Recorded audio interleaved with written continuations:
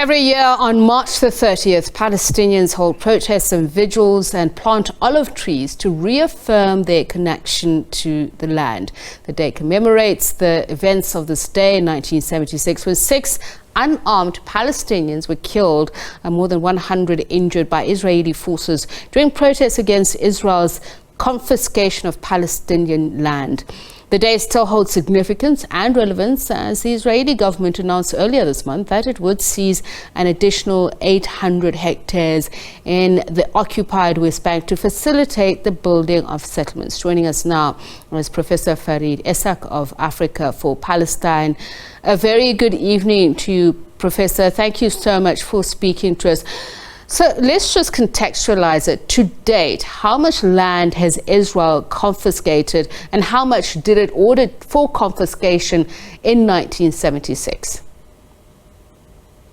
Well, the 1976, in some ways, looking at 2024, the 1976 confiscations of land was really a bit of a picnic. Israel confiscated about 5,000 acres of land, and this was land belonging to Palestinian citizens inside Israel in the Galilee. It was part of Israel's policy to Jewify or to Judaize Galilee after the creation of the State of Israel. So creating the state, of course, wasn't enough for the Zionists. They had to continue expropriating as much land as possible. And this is one of the reasons why in Israeli law, the boundaries of the country is not defined, because spoken or unspoken by left-wing or right-wing politicians or parties, there is agreement that Israel is actually what they call Greater Israel or Eretz Israel, a biblical understanding of what the land of Israel is. And those borders are ever expanding way beyond even what the UN had declared in 1948 to be part of the State of Israel. And that's what I want us to understand in line with this anniversary today. So there was the Judaize Galilee policy just in terms of the state of Israel. Now that we are several decades further down the line and the two-state solution has been said to be what is more of a lasting solution. At the United Nations, are there conversations that draw up at least territory along those contested lines? I mean, if you look at what we understand now is a construction of 3,500 new housing units that's going to happen in Male Adumum, in Kedar, in Efrat, in occupied West Bank. Is there a redrawing of the map? Well, many of the global powers, they continue to pay some kind of homage to the idea of a two-state solution.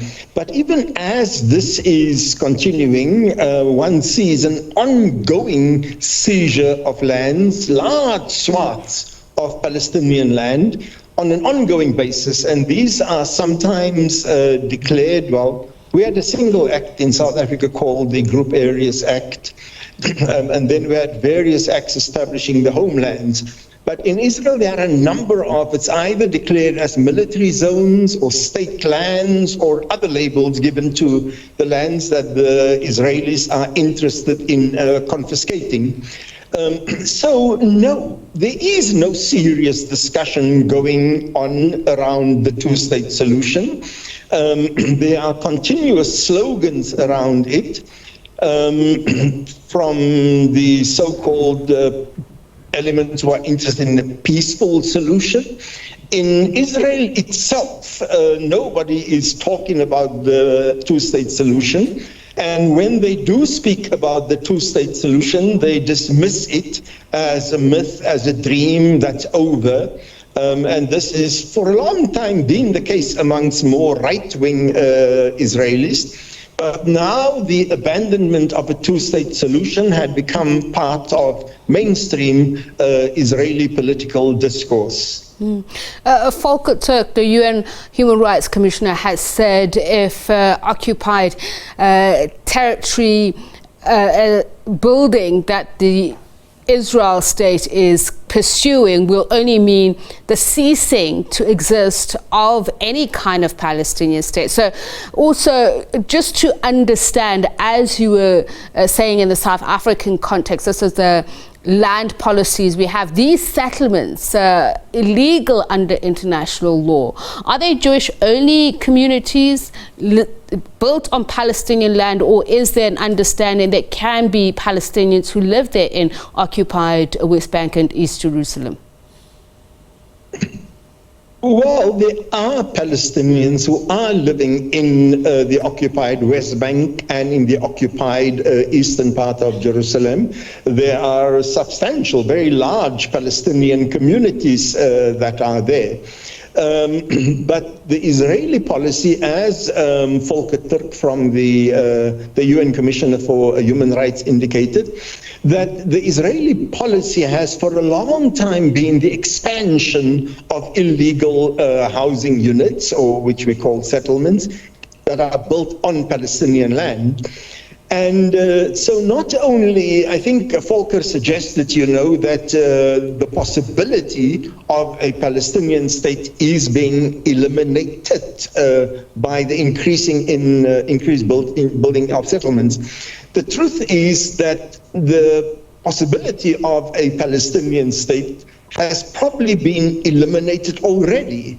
The Israeli state is continuously busy with creating facts on the ground.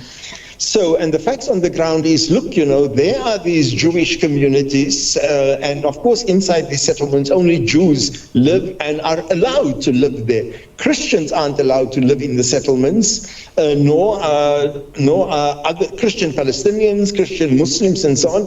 It's a Jewish-only enterprise. But even then, I dare say that even if we're talking about any possibility of a Palestinian state, the Israelis will only support the idea of a Palestinian state that does not resemble a state in the sense that any others in the international community or throughout the world recognizes as a state. Okay. It is far more akin to a municipality with metro police and so on. Let me just... Independence as a state with its... Yes. Yes, so I just wanted to change tack somewhat as we wrap up. I find that very interesting, just aligning it with the land issue in South Africa. We're going into elections, land, one of the big discussion points. So as South African, some of them, political parties, express solidarity with the Palestinians, what should we be having in terms of a discourse on land and property rights in contemporary South Africa today, 30 years on? Well, 30 years on, the question of the land in South Africa had not begun to be an adequate discourse. The vast parts of the land is still in the hands of white people, and there has been successive bills in front of Parliament, but no serious moves really to address the land question. Now, there are several political parties, or at least two, one of more consequence, which is the economic freedom fighters, who have tried to foreground this issue of the land. But until the issue of the land and the fact that black people are still living like serfs in the medieval period on the vast part of agricultural land in South Africa, until that question of the ownership of land at a serious level is not being addressed. I'm afraid, that South Africa is still a very far way to go from where our dreams in 1948 were. Thank you so much for sharing your thoughts. Sorry, not 1948, 1994. Thank you so much for sharing your thoughts, Professor Farid Esack.